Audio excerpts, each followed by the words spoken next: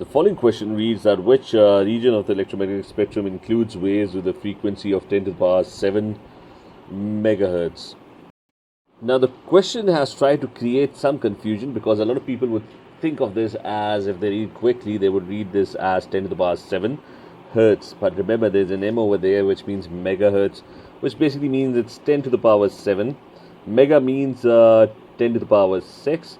So basically, if you sum that up, it's basically 10 to the power 13 hertz. So we are looking for a frequency that is 10 to the power 13 hertz.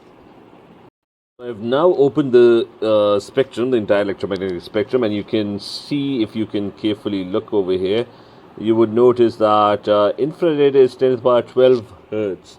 So that basically indicates that the correct option, the closest to 10 to the power 7 megahertz, remember 10 to the power 7 megahertz was 10 to the power 13 hertz. So the closest is coming out to be infrared, which is going to give you option, it's going to give you option A as the correct option.